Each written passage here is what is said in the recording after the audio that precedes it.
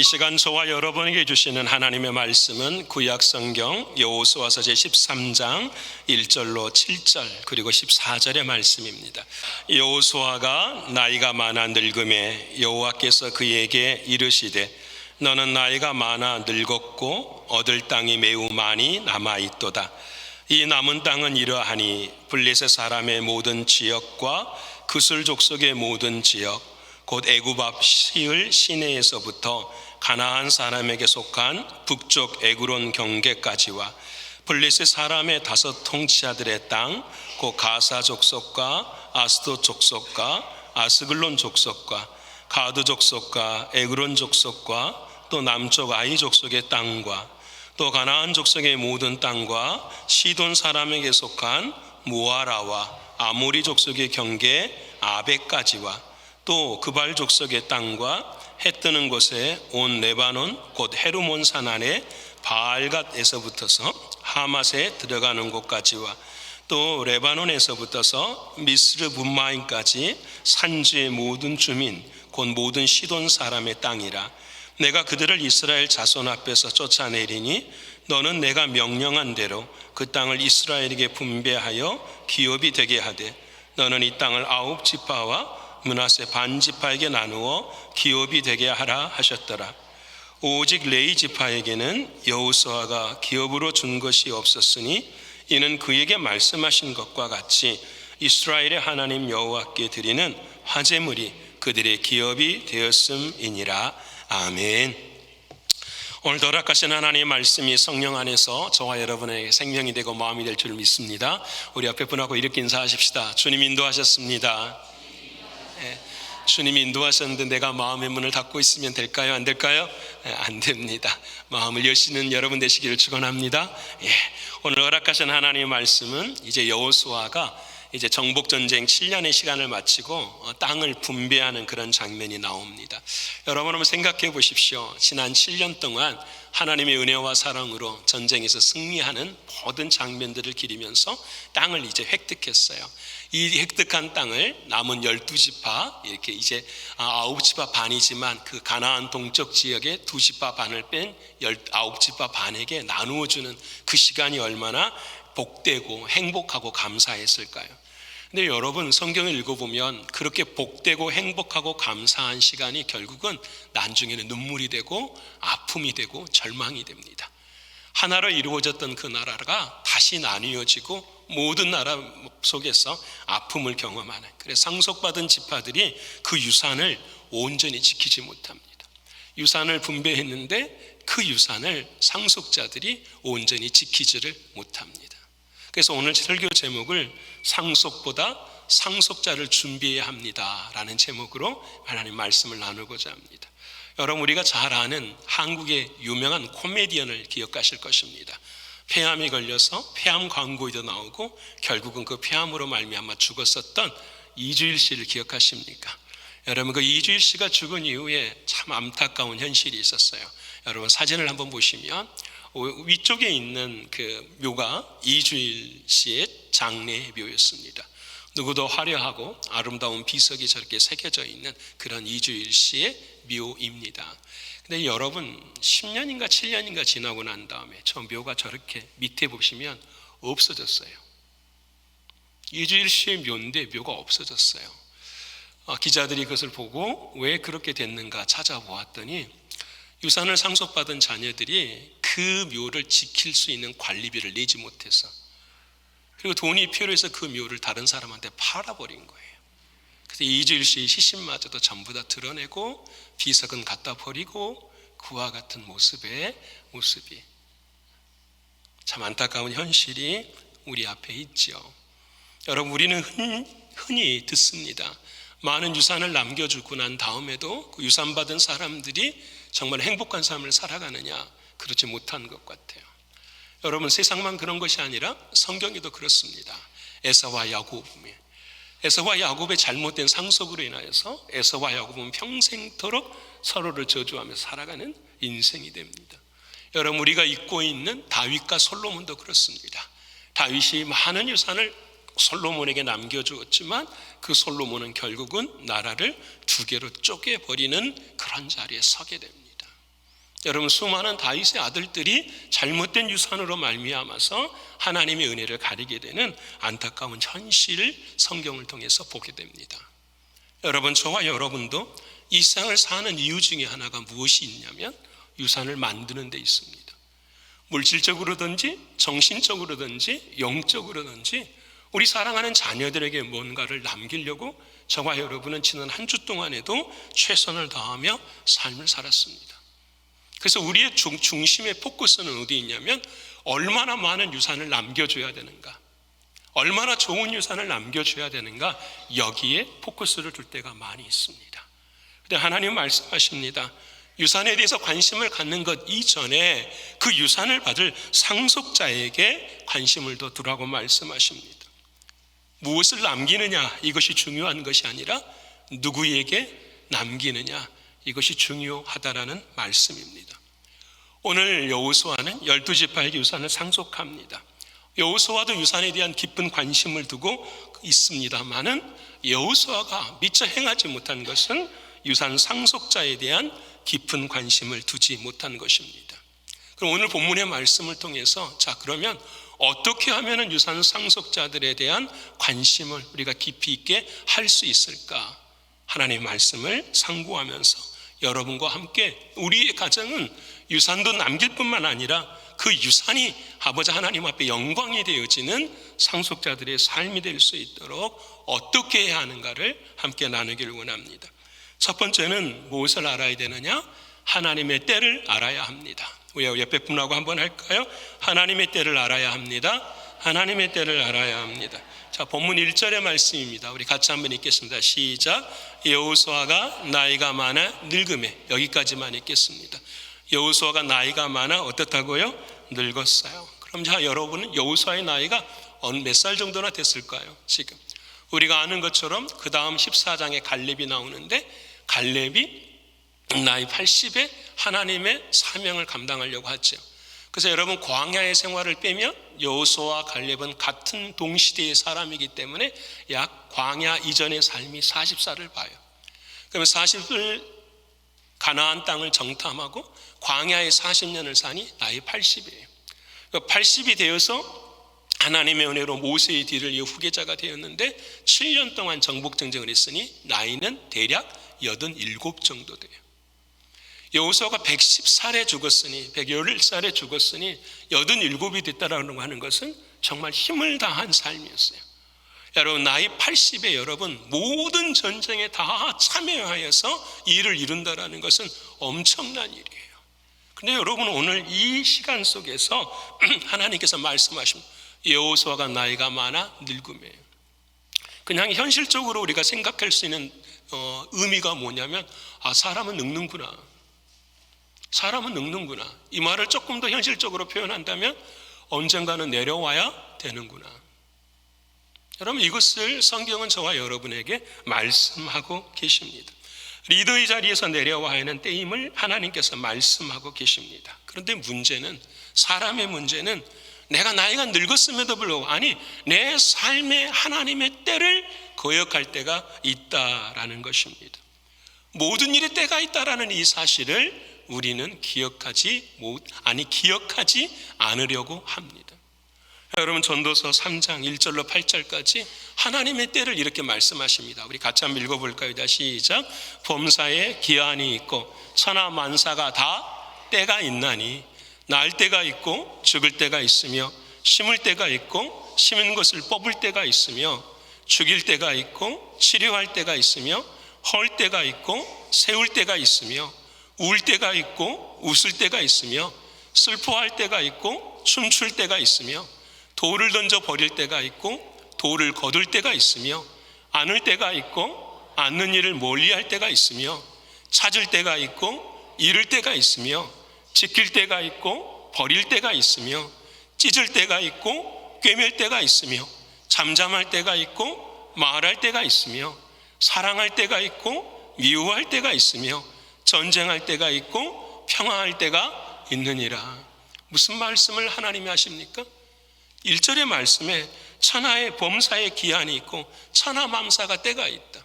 사랑하는 하나님의 때, 이것이 세상을 통치하고 지배한다라는 거예요. 때의 모든 중심은 누구시라고요? 하나님이세요. 그런데 우리 인간의 아쉬움은 그 하나님의 때를 누구의 때로 만들어버리냐면 나의 때로 만들어버리는 거예요.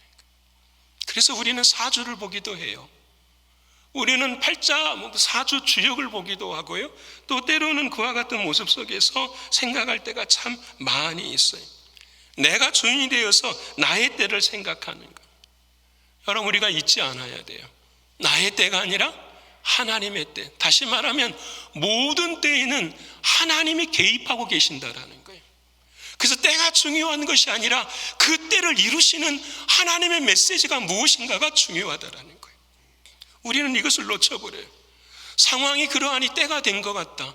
환경이 그러하니 때가 된 것 같다. 사람들이 그러하니 때가 된 것 같다라고 생각하지만 그 속에서 임하시는 하나님의 뜻을 구하려고 하지는 않는 것입니다. 그것이 우리들의 모습이기도 하지요. 그래서 우리는 질문해야 되죠. 이때가 진짜 하나님의 때인가? 그럼 어떻게 해야 되냐? 물어야 되는 거예요. 여러분, 사울과 다윗의 차이가 딱 하나뿐이에요. 사울은 여러분 묻지 않았어요. 하나님 앞에. 왜? 그 때를 다 내가 주인이라고 생각하기 때문에. 근데 다윗은 언제나 하나님 앞에 물었어요. 하나님, 이 때가 하나님의 때입니까? 라는 거예요. 자, 그러면 하나님의 때라는 것을 어떻게 우리가 하나님 앞에 알 수 있을까? 물을 때 이렇게 물어야죠. 이것이 하나님 앞에 영광이 됩니까? 이것이 진짜 주님이 나에게 바라시는 것입니까?를 물어야 돼요. 이것이 정말 주님의 유익이 되는 것입니까? 이것이 정말 교회의 유익이 되는 것입니까? 이걸 물어야죠. 하나님의 때를 묻는다라는 것은 바로 이거예요. 상황이나 환경이나 사람의 때에서 흔들리는 때를 만들어가는 것이 아니라 이 때가 하나님 앞에 유익이 됩니까? 이 때가 하나님의 영광이 되는 것입니까? 이것을 물을 수 있는 것이어야 돼요. 그래서 저는 한 가지만 이야기해요. 하나님의 때는 무엇이냐? 교회에 유익이 되는 때는 무엇이냐? 딱 하나뿐이에요. 십자가를 지는 것뿐이에요. 십자가를 지는 것뿐이에요. 그것이 하나님의 때예요.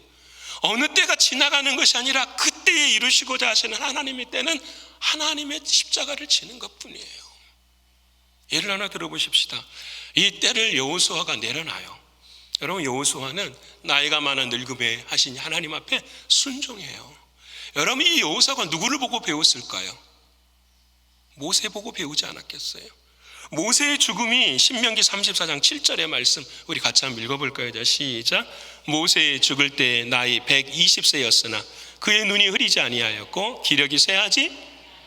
여호수아도 마찬가지였어요. 모세도 마찬가지였고요. 눈이 흐리지 아니하고 기력이 쇠하지 않아요. 여러분, 나이 120세였는데 안경 안 썼대요. 안경 없었으니까 그 당시에는. 그렇지만 여러분들 안 했대요. 그럴 정도로 힘이 있어요. 여러분, 이렇게 생각, 아직 하나님은 할 일 많아요. 할 수 있어요.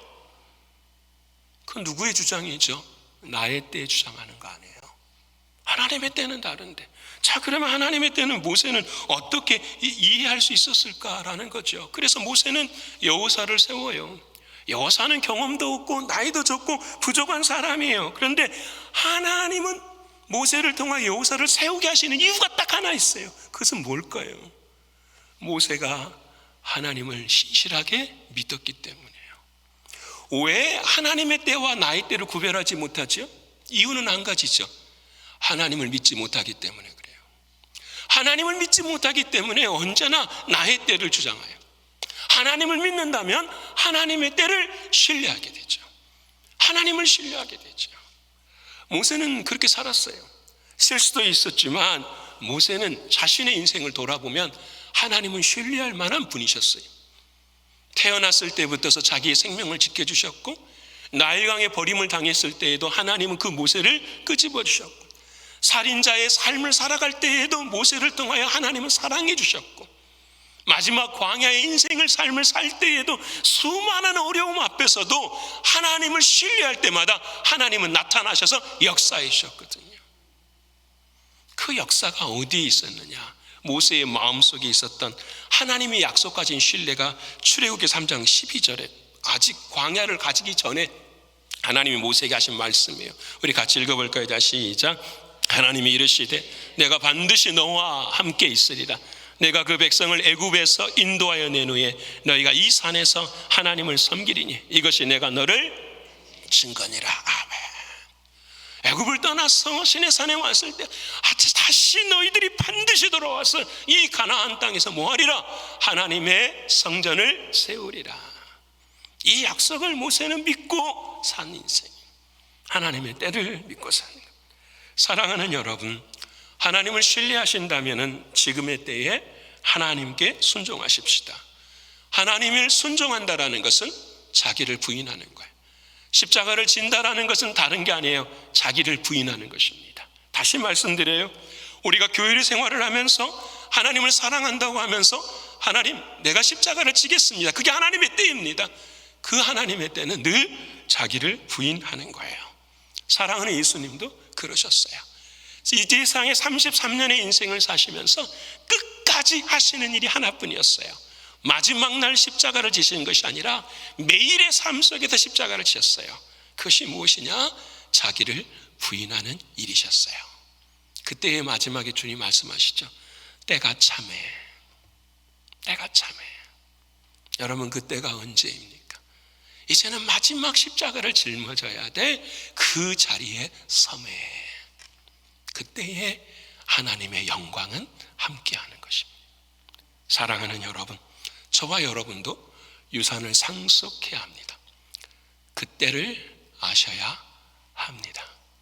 그때가 하나님 앞에서 정말로 하나님 앞에 영광을 드리는 그때인지를 준비해야 하는 것입니다.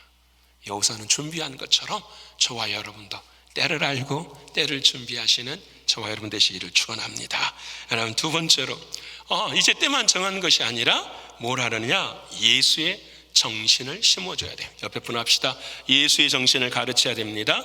예수의 정신을 가르쳐야 돼요. 오늘 본문 1절의 말씀 다시 한번 읽어보겠습니다. 1절 말씀입니다. 자, 시작. 여호수아가 나이 많아 늙음에 여호와께서 그에게 이르시되 너는 나이가 많아 늙었고 얻을 땅이 매우 많이 남아있도다. 큰일 났어요. 이제는 하나님께서 리더에서 내려가라 하시는데 해야 될 일이 많이 남아있어요? 안 남아있어요? 남아있는 거예요. 근데 이 말이 참 재미있어요. 우리가 잘 아는 것처럼 이미 여호수아 11장 23절에는 뭐라고 성경은 기록했느냐면, 우리 같이 읽어볼까요? 자, 시작. 이와 같이 여호수아가 여호와께서 모세에게 말씀하신 대로 그 온 땅을 점령하여 이스라엘 지파의 구분에 따라 기업으로 주매 그 땅이 전쟁이? 아니, 말이 틀리잖아요. 그 말씀하신 대로 그 먼 땅을요, 온 땅을 점령했다고 해서 전쟁이 그쳤다고 하는데, 오늘 1절의 말씀은 얻을 땅이 매우 많이 남아있도다 하시는 거예요. 하나님, 이게 무슨 말씀입니까? 라는 거예요. 자, 여러분, 여기도 중요한 게 하나 있죠. 정복한다고 해서 다 되는 거 아니잖아요. 그렇죠? 그 정복을, 땅을 정복했어도 그 주민들이 누구를 섬겨야 되죠? 하나님을 섬기는 거예요. 여러분, 이게 중요해요. 크리스찬이라도 교회만 나오는 크리스찬이 아니라 뭐예요? 하나님을 섬기는 크리스찬이 되어야 돼요. 말로만 나는 교회는 아닙니다. 교회 안 나오고 예수를 나는 믿습니다. 그런 신앙이 아니라 삶의 순간 속에서 누구를 믿어야 되죠? 하나님을 믿고 섬기는 삶이 돼야 되는 거예요. 하나님이 원하시는 것은 바로 이거예요. 그래 사랑하는 주님이 이 땅에 오셔서 우리에게 행하신 한 가지가 뭐냐면, 우리를 고와 같이 버려두지 아니하시고 우리 안으로 오셔서 우리와 어떻게 해요? 함께 하시는 분이 주님이세요. 이게 중요한 거예요. 지도를 보십시다. 지도를 보시면 어떤 목사님께서 저를 위해서 친히 이렇게 준비해 두신 게 있어요. 죄송합니다. 찾아보았더니 제가 아직 이스라엘을 안 가봐서 이 땅을 잘 모르겠어요. 이 말씀을 잘 바라보는데도 잘 모르겠더라고요. 근데 어느 목사님께서 이렇게 참 잘 해놓으셨어요. 그래서 여러분과 함께 나누는 겁니다. 자, 봅시다. 오늘 2절부터 쭉 읽었던 나라의 지명들이 나오죠. 그 지명인 곳이 이게. 자, 보십시다. 여기 보면은 블레셋 땅. 앞으로 이제 사사기 시대부터서 계속 이 이스라엘 백성들을 공격하는 곳이 블레셋이에요. 여기에 가드가 있고 가사가 있고 아스글론이 있고 여기서 삼손이 태어나고 이와 같은 땅이 있어요. 여러분, 이것도 정복했어요. 근데 완전히 정복한 것이 아니에요. 이들을 하나님을 섬기는 사람들로 변화시키지 못한 거예요. 그 위에 가나안 지역도 마찬가지예요. 그다음에 이쪽에 있는 위에 있는 그 발로부터 시작해가지고 아까 우리 미스로 본 바니까 이 모든 죄 그래요. 왜 이 사람들이 강하냐? 답은 한 가지예요. 어디에 옆에 있을까요, 여러분? 여기 바닷가 근처에 있어요. 바닷가 근처에 있는 사람들은 잘 살아요, 못 살아요? 그 당시에는 상업이 발달해서 해운업이 잘 살거든요. 또 그곳은 뭐가 많아요? 우상을 섬기는 사람들이 많은 거예요. 자, 그러니까 두 가지인 거예요. 이스라엘 백성들은 뭐냐면 이 사람들을 잘 설득해서 이들이 가진 부를 누가 갖는다라는 거죠? 자기들이 가져요. 여러분, 딜이 여기서 이루어지는 거예요. 딜이. 그래서 온전하게 이 지역을 진멸하지를 못해요. 그럼 뿐만 아니라 이쪽에 있는 암몬과 모압 족속 이쪽에 있는 지역들, 여기 한번 볼까요? 여기로 여러분, 모압이라는 이 단어가 나오죠. 눈물 나는 단어예요.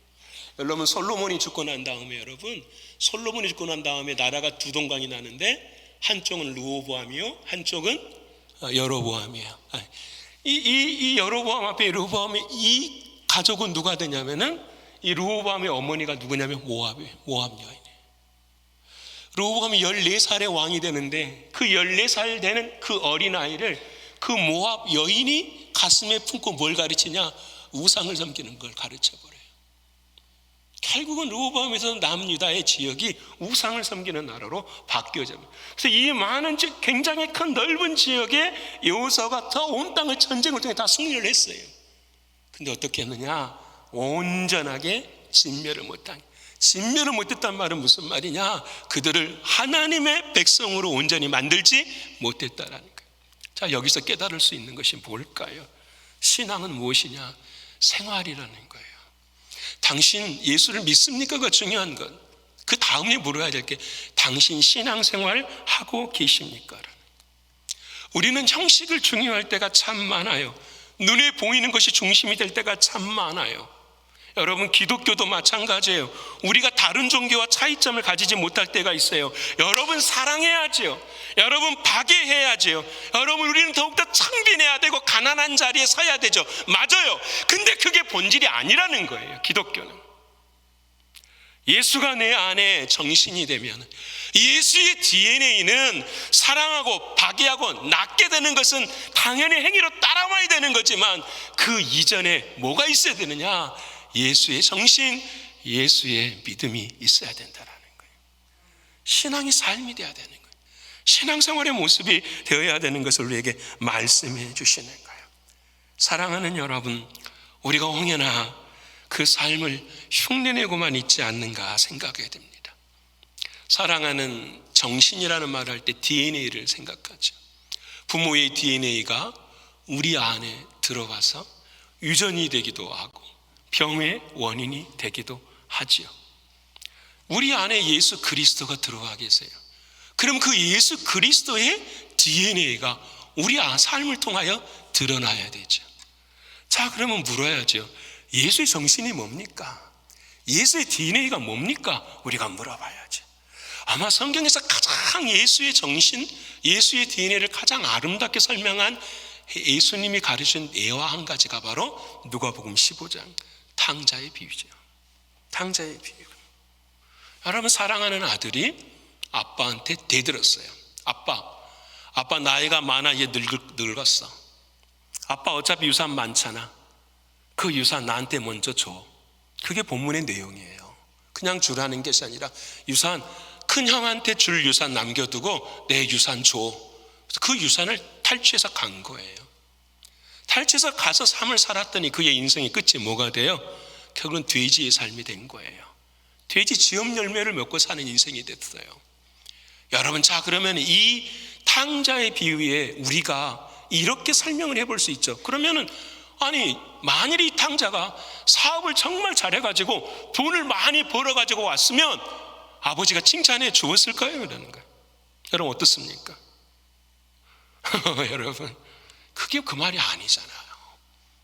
사랑하는 주님이 하시는 말씀은 그게 아니고 무엇을 말씀하시냐면 그 사랑하는 아들이 누구를 떠난 거죠? 아버지를 떠난 거잖아요. 그래서 아버지는 그 아들이 잘된지 못된지를 모르고 매일 동구밭에서 그 아들을 뭐 한 거죠? 기다린 거죠.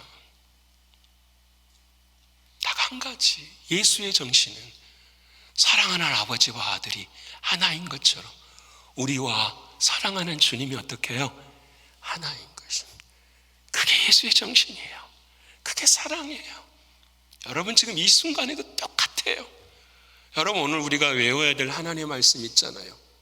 주님께서 우리의 문을 어떻게 해요? 두드리고 계시니 내가 문을 열면 그는 나로 더불어 먹고 나는 그와 더불어 먹으리라. 오늘 주님이 여러분의 문을 두드리고 믿으십니까? 다른 상황이나 환경이나 사람의 말에 흔들리지 마시고 하나님이 함께 원하는 것은 딱 하나뿐이에요. 예수 그리스도 그분이 나와 함께 하신다라는 거. 그 사랑, 그 믿음뿐이에요. 그 믿음이 하나예요. 그래서 여러분 여호수아도 사랑하는 하나님이 여호수아를 때 그것만 가르쳐 주는 거예요. 믿음으로 하면 뭐한다? 승리한다. 옆에 분 합시다. 믿음으로 하면 승리합니다. 믿으면 승리하는 거 믿으십니까? 설교에 없는 이야기, 원고에 없는 이야기지만 하나 하십시다. 우리 사랑하는 집사님이 한 달 동안 항암 치료 받으셨어요. 항암 치료 마지막 날 제가 물었어요. 어땠어요? 목사님 참 은혜예요. 왜? 아니 시간이 갈수록 힘이 더 나요. 항암 치료 받으면 힘이 빠져야 되죠. 힘들어야 되죠. 근데 마지막 항암 치료를 받는 그날에도 뭐예요? 힘이 더 난대요. 누가 주시는 힘일까요? 나의 힘이 없으면 누구의 힘으로 사는 거죠? 위로부터 주시는 힘, 내 안에 계시는 주님이 함께 하시는 그 믿음 믿으십니까? 그게 사랑이에요. 그 아버지의 사랑. 그래서 그 아들을 안아주고 그 사랑이 우리에게는 뭐가 되는 거죠? 힘이 되는 거죠. 여러분 소방관들이 재난의 현장 속에서 생명 걸고 들어가잖아요. 의사들이 그 재난의 현장 속에서 목숨 걸고 들어가잖아요. 왜 그럴까요? 그들에게는 사명이 있으니까요. 뭔서 사명이에요? 소방관이라는 의사라는 직책이 있으니까. 그것이 자신들의 정체성이에요. 오늘 저와 여러분의 DNA는 무엇입니까? 정체성은 무엇입니까? 딱 하나요. 예수 그리스도 그분과 함께 살아가는 거예요. 어느 순간 어느 형편에도 예수 그리스도 그분이 함께 하신다라는 거 하나예요. 이번 주에 장례 예배를 드렸어요. 장례 예배 드릴 때마다 늘 묻게 되는 게 있어요. 죽음이 주는 진짜 의미가 무엇인가? 모든 것을 다 놓아버리고 죽어가는 그 현장 속에서 하나님이 우리에게 깨닫게 하시는 그것이 무엇인가? 딱 한 가지더라고요. 모든 것을 다 빼앗겨버려도 한 가지 빼앗기지 않는 것이 있는데 그것이 무엇이냐? 예수의 정신, 예수의 믿음. 바로 그 믿음이 죽음을 이기는 것입니다. 사랑하는 성도 여러분, 이 예수의 정신, 이 믿음을 누구에게 가르쳐야 되죠? 상속자들에게 가르쳐야 돼요. 우리 자녀들에게 가르쳐야 돼요. 여러분 요즘 우리 부모님들 너무 안이해요. 자녀를 교회에 데려다 놓기만 하면 할 일 다 했다고 생각해요. 그래서 때로 이렇게 말해요. 왜 교회가 안 해줍니까? 왜 교회가 여기까지만 합니까? 부족한 거 많지요. 그렇지만 또 한번 생각해 보십시다. 여러분 우리가 이런 자녀들이 이런 것도 해요. 신앙을 강요하는 것보다도 스스로 결정하도록 기다려주는 것이 바람직하다라고 생각하는 부모님도 계세요. 여러분 출세하고 성공하고 전공이나 직업, 학교 가는 것들은 누가 정해요? 그 아이들이 정해요. 하지만 여러분 신앙의 길은 아이들이 정할 수가 없는 거예요. 그 사랑하는 주님이 말하잖아요. 때를 얻든지 못 얻든지 너희는 뭘 전하라? 복음을 전해야 되는 거예요. 신앙에 있어서는 너희들 스스로 가는 게 아니에요. 하나님이 언젠간 이루어질지 그게 아니에요. 그 순간순간마다 그 사랑하는 자녀들에게 하나님의 말씀을 가르치고 권면하고 책임을 주고 반응하게 해야 되는 거예요. 그게 신앙 교육이에요. 하나님이 이루게 하신 거예요. 주일학교, 여러분 이건 일주일에 1시간이에요. 우리가 해야 될 것은 딱 한 가지 뿐이에요. 이 아이가 어떻게 회심하고 어떻게 주님을 만날 수 있을 것인가? 책임은 누구한테 있는 거죠? 부모에게 있는 거잖아요. 근데 우리는 이 책임을 전부 다 회피하고 있어요. 언젠가는 이루어지겠지, 언젠가는 되겠지라고 생각하면서 오늘 또 우리는 사람의 기쁨을 놓고 살아갈 때가 많이 있는 거죠. 사랑하는 여러분, 자녀가 참된 그리스도인이 되는 것은 조금 시리어스하게 들릴 수도 있지만 그건 자녀의 문제가 아니라 부모의 문제예요. 예수의 정신이, 예수의 DNA가 나에게 있으면 사랑하는 자녀들에게는 흘러갈 수밖에 없는 거예요. 오늘 사랑하는 여호수아는 이것이 아픈 거예요. 사랑하는 사람들이 이것을 받아들이지 못한 것이 너무나 아파요. 여러분, 탈무드에 이런 이야기가 있어요. 재밌는 이야기. 어떤 부자 아버지가 있었답니다. 어린 아들이 다른 지방에서 공부를 하고 있었는데 아버지가 이제 임종을 하게 됐어요. 그래서 아버지는 아들이 급히 올 수 없다라는 사실을 알고 유산을 어떻게 해야 되나 이렇게 걱정하게 되었어요. 근데 아버지가 유서를 썼어요. 어떻게 썼냐면 모든 재산을 종에게 남긴다. 아들에게는 아무 것이나 하나만 본인이 원하는 것만 준다. 이렇게. 이 유언장을 이제 종이 봤어요. 큰일 난 거예요. 기쁨도 있었겠지만 좀 답답하기도 하고, 그래서 그 아들에게 연락을 했어요. 그래서 아들이 급하게 왔어요. 아들이 유언장을 보고 아들이 실망을 한 거예요. 그래서 유언장을 들고 너무 부당하다고 생각해서 랍비에게 찾아간 거예요. 랍비가 유언장을 보면서 빙그레 웃었답니다. 아버지가 참 지혜로웠대요. 어떻게 하냐, 종이 유산을 탐내어 철없는 아들을 죽일까 봐 종을 안심시키려고 아버지는 모든 유산을 종에게 준 것이라고 그 아들에게 말한 거예요. 말이 안 되잖아요. 나한테 줘야지 어떻게 종에게 줍니까? 이 얘기를 못한 거예요. 그때 랍비가 말합니다. 사랑하는 사람아, 너는 그 종만 너의 것이 되면 돼. 그렇잖아요. 너는 그 종만 너의 것이 되면 종의 소유는 다 누구의 소유예요? 주인의 소유니까. 아버지가 이렇게 한 거예요. 하나만 가지고 있으면 다 돼요. 예수의 정신, 예수의 DNA, 이것만 전해주면 누가 도와주실까요? 하나님이 도와주시. 우리는 10년, 20년, 30년이 되면 우리는 이 땅에 없어요. 우리는 못 도와줘요. 누가 도와줘야 돼요? 하나님이 도와줘야죠. 이 말을 믿으면 어떻게 새벽마다 자식을 위해 눈물로 기도 안 할 수가 있어요? 여러분, 이건 답이 안 나오는 거예요. 사랑하는 여러분, 예수의 정신이 흐를 수 있는 여러분, 저와 여러분의 가정 되기를 진심으로 축원합니다. 이제 마지막으로 때가 되었고 예수의 정신을 갖게 된 그런 목사님, 도대체 예수의 정신은 어떻게 갖는 것입니까? 참, 하나님께서 정말, 우리 하나님은 철저하신 하나님, 완벽하신 하나님이세요. 땅을 다 분배하고요, 그 지역마다 여러분 하나님께서 세운 지파들을 나누어 세워버리세요. 그게 14절의 말씀인데 우리 같이 읽어볼까요? 자, 시작. 14절, 자, 시작. 본문 보여주세요. 자, 시작. 오직 레이지파에게는 여호수아가 기업으로 준 것이, 자, 레이지파는 땅을 줘요, 안 줘요? 안 줘요. 너희는 레이지파는 땅 갖지 마.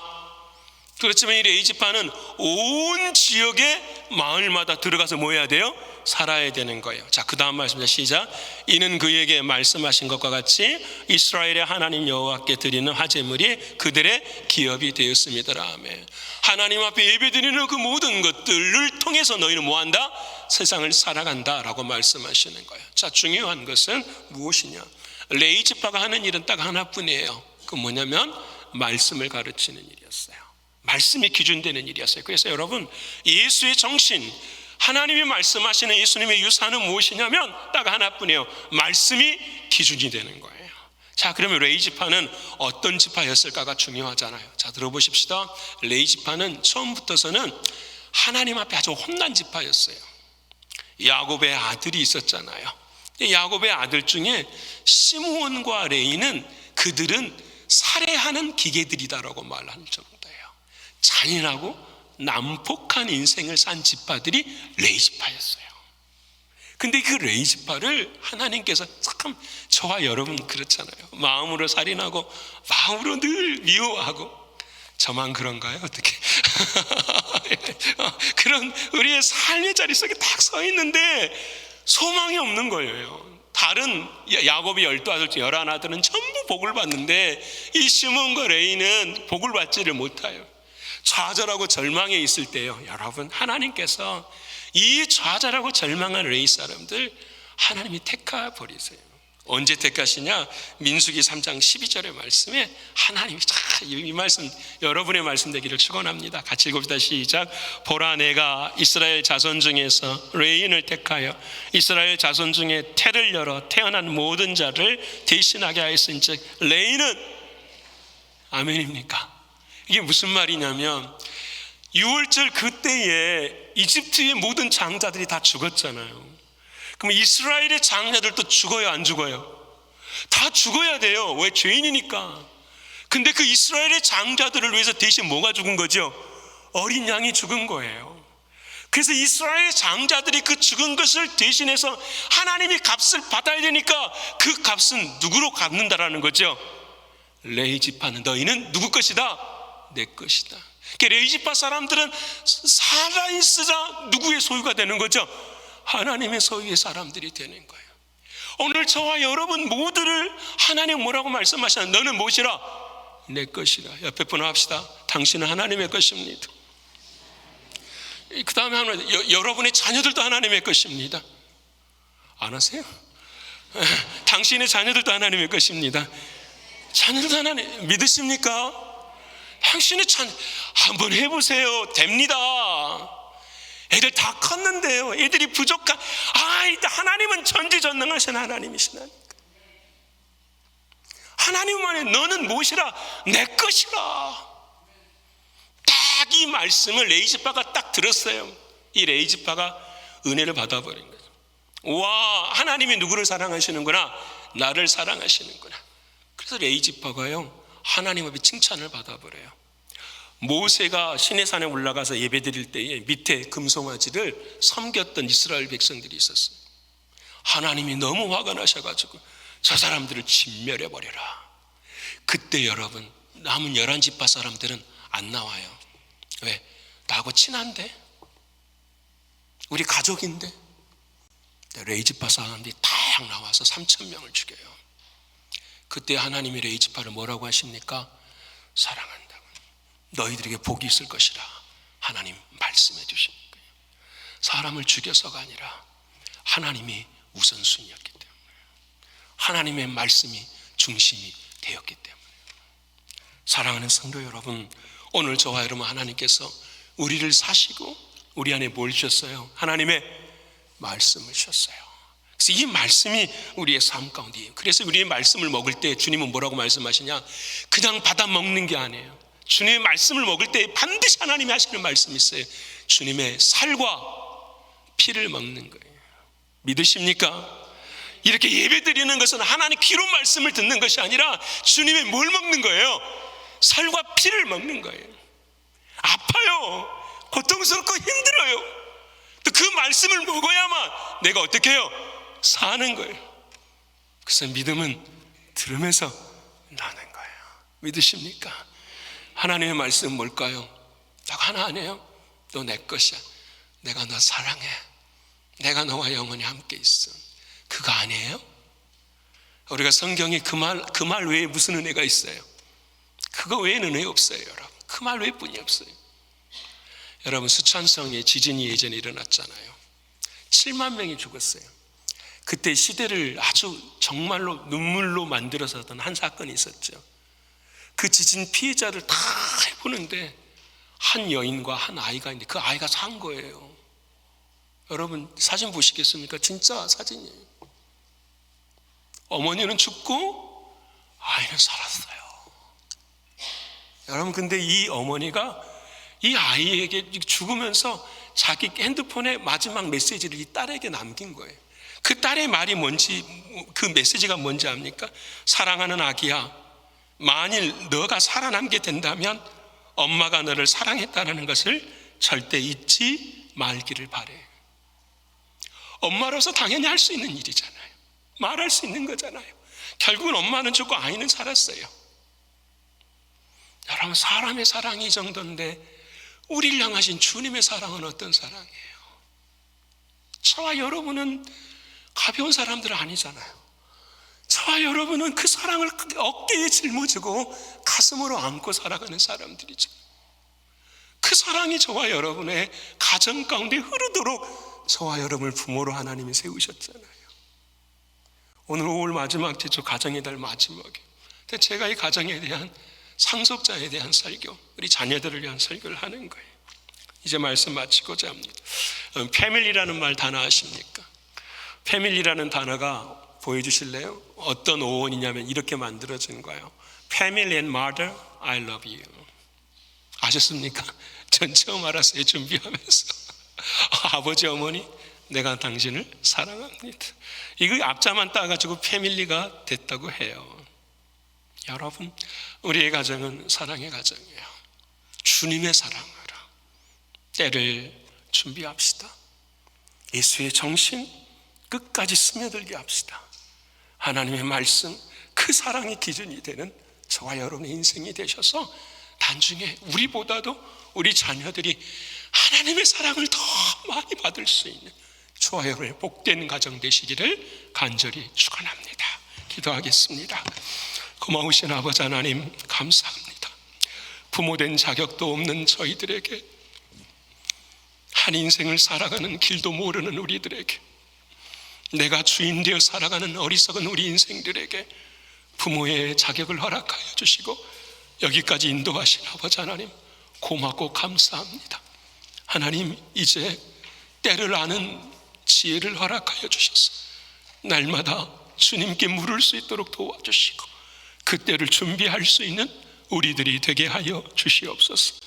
그를 위해서 예수의 정신, 예수의 DNA, 그 사랑을 전할 수 있도록 도와주셔서 우리 자녀들에게 끝까지 신앙을 교육할 수 있는 우리 모두가 되게 하여 주시옵소서. 우리의 가정에는 하나님의 말씀이 기준이 되어지게 하셔서 그 말씀이 사랑으로 일어나는 가정이 될 수 있도록 인도하여 주시옵소서. 사랑이 전부인 것을 믿사오니 사랑으로 승리하는 우리 모두가 될 걸 믿고 감사드리며 사랑이 많으신 예수 그리스도 이름 받들어 감사하며 기도 올리옵나이다. 아멘.